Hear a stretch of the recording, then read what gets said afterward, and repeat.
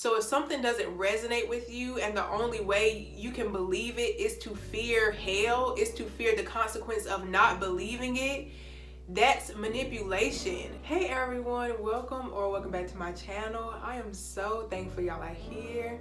I pray you can find home here, and if so, welcome. So this video is going to be for people who were raised in religion and have a really hard time accepting either themselves. You have a hard time managing your mistakes without going into like a shame spiral or just feeling really bad about yourself in general. The way religion has been structured into our society is very black and white. It's if you follow these rules correctly, you'll go to heaven. If you follow these rules incorrectly, you're going to hell. And so what I'm learning is whatever way we were taught to view God is also how we view our own lives. It's how we view ourselves. So a lot of us have taken that ideal and applied it to ourselves. So for example, if we don't follow the status quo in our family, we're going to be sent to hell. We're going to live a miserable life. We're going to suffer. We're not going to be happy. We're going to go broke. It's all these different hells that we create in our minds if we go against what we think is the right thing to do. And then on the opposite end of it, we feel like if we play our part, if we remain in the old story that we used to be or how we used to live, then we're doing something right. If we please our parents, then we're living right. If we live a life that other people can congratulate us on, then we're living right. And it's not necessarily because we actually want to do it or we actually see the value in what we're doing. It's more so just, I don't want to get left behind. I don't want to be seen as this or that. So this is how I'm gonna live. So I think it's really important to look at how religion has influenced you in your life. How has the idea of heaven and hell influenced the way you show yourself compassion when you make mistakes? How do you treat yourself when you feel like you're not living up to your own expectations? And this is why for so many people, you make one mistake or we make one mistake, we do one thing that we regret or we know we could have did better, and suddenly we're depressed. Suddenly everything is spiraling. We're talking mess about ourselves to ourselves. We're playing victim and not taking accountability. But understand that this is natural when you've grown up to believe that as soon as you make a mistake, God is going to see you and strike you down. God is going to send you to hell, or this or that is going to happen. So religion plays a huge part. You are perfect the way you are. You are perfect in all your mistakes. Give yourself space to make mistakes. Give yourself permission to see all of your options after a mistake. If you do something wrong, directly after that doesn't come a punishment. Directly after that doesn't come you being a terrible person or you messing everything up. That's very overgeneralized. Just like if somebody doesn't follow every religious rule, that doesn't mean they're going to hell. Now, this may be a little bit controversial, but I truly believe that religion is man-made and God is God. God can be found in an alleyway. God can be found in a mansion. God can be found in a grocery store. God is just God. But religion was a man-made structure to force people to live a certain way so that certain lifestyles could be built around it. So a lot of religion is based off of fear. If you don't do this, something is going to happen to you. Fear is a very strong, powerful emotion. Think about it. If you're afraid of something, the last thing you're going to do is go towards it. If you're afraid of something, if you fear for your life, the last thing you're going to do is approach it or question it. So a lot of us are stuck in religious thinking, and we're also afraid to question it because a lot of us have this idea of God that's like, I can't question God. I can't question this. I can't have my own perspective. I can't have my own way of thinking because if I go outside of the box of God, but in this case it's religion, if I go outside of the box of this religion that I've learned, I'm going to go to hell. I want to go ahead and let y'all know, if I get off topic, I hope y'all can keep up. So a lot of the religious ideals that literally run our minds are actually just theories created by other human beings, and we're made to believe that God told them that every human being should follow this. Religions believe that their truth is the only truth. But think about it. How many freaking religions are there? There are literally,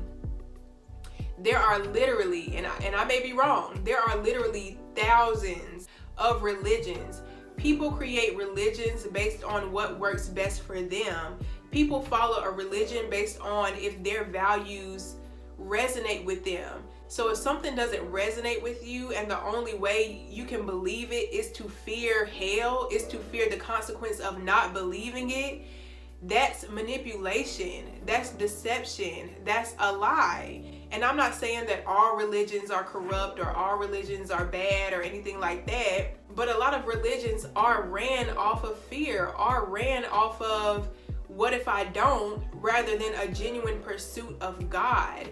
And even if you do go to church, even if you are actively participating in your religion, think about how judgmental people are. Think about how people will literally think they're God themselves and have enough power to tell somebody what they're wearing isn't this or that, or how they talk or dress, or how their personality is even. God doesn't like that. God doesn't want to see that. God this, God that. At the end of the day, we all have God within us. Every single one of us, even if we're not aware, we all have God within us.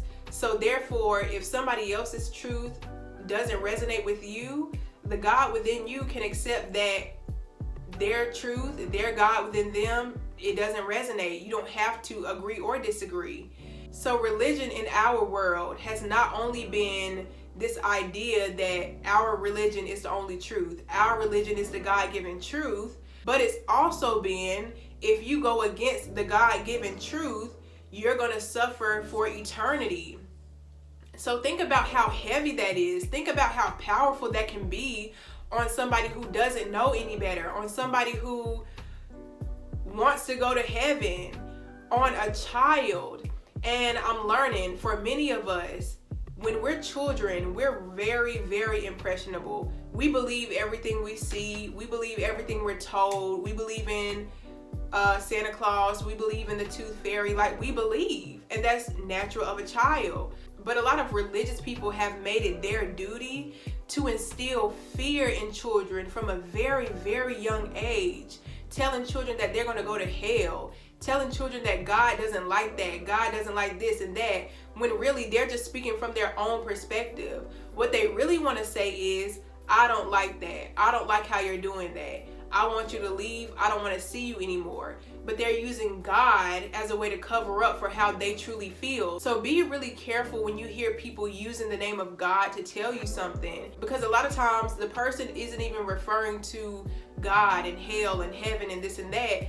They're referring to how they actually feel deep inside, but they're using God as a backup, like a backup power. Like, oh, God is on my side, so you can't tell me anything. I have God on my side and you don't, so you need to follow what I'm saying. And this is also the reason why a lot of religious households are also very abusive. And that's not even just physically, but verbally, emotionally, spiritually. They tear at a person's spirit, because religion says, if you don't follow this doctrine, if you're different from our religion, you have to be outcasted. You have to be, what's that E word? I can't think of the E word. I'm gonna put it right here. But you cannot stay in this town. You cannot be a part of our heaven. A lot of us are walking around with mindsets of all or nothing, black or white. Either I'm really, really good or I'm really, really bad. And I'm here to tell y'all that there's a whole gray area. There is a whole population of people who fit all in between, in the nooks and the crannies of what life is. There is no one truth in this world. There is no one perspective of God in this world. So don't let people put their ideals of who God is, how God is, and what God wants from you onto you. As children, we couldn't help it. As children, we had no choice but to follow what adults said is best. We really had no choice but to feed into the fear of staying inside a box because we didn't want to be punished. We didn't want to go to hell.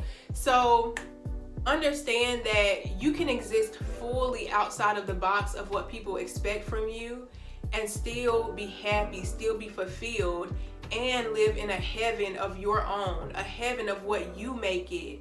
Heaven and hell, I believe, are not destinations at the end of this life, but they're states of being, states of consciousness while we're on this earth living. And sadly, it's a lot of religious people who are living in mental hells, spiritual hells, emotional hells. And what a lot of religious people do is they use religion as a safety net. I don't have to own up to my mistakes. I don't have to admit anything because I'm religious, because I'm up here on the podium, because I'm the pastor, because I'm the deacon, I'm Pope or whatever. Think about that situation that just happened with, I think, the Dalai Lama, and the little boy was up there and the man said, I don't even want to say it, y'all. I really don't even want to say it. The little boy went up there and the man literally told the little boy to suck his tongue. Stuck his tongue out like it was nothing. And I looked it up just before I started recording this video, and people are covering it up for him. People are making whole articles talking about, oh, it's a cultural norm. Cultural or not, tradition or not, religious or not, wrong is wrong, nasty is nasty. Like, that's just disgusting. Like, ew. We've been shown time and time and time again that religion is not perfect. Religion is not God itself. Religion is a man-made structure that uses fear as one of its main tools. Fear is one of its main drivers to get people to do what they want you to do. You start to really question, like, are they God ordained, or are they just human beings who are narcissistic, who think that them having a certain title can help them avoid certain confrontations or get them out of very sticky situations? Start viewing it differently. If you reject religion as a whole, you are not going to hell. If you follow what's on your heart and not what other people have told you to follow, you are not going to hell. Understand that the fear that has control on your mind may still be there, especially if you grew up in a religious household. But regardless of what you feel, understand that the more you accept that I am perfect in all my ways, I am allowed to make mistakes, I am allowed to be different, I am allowed to follow my heart, the more you assure yourself that you're allowed to go outside of the box that people have made for you, the less the religious fear will have a hold on you. So I really hope that this video helps somebody, or just turn the wheels in somebody's minds to start thinking. If you agree or disagree, I accept it all. I know this can be a very touchy subject because religion, our world is basically built on religion at this point. So I get it, I understand. But there's a whole world waiting to be explored once you let go of the fear that religion has implanted into your mind and your body and your heart and your soul, because it can run deep. It can run real deep. So if you made it to the end of this video, I'm so thankful you are here, and I will see y'all in the next one. Bye.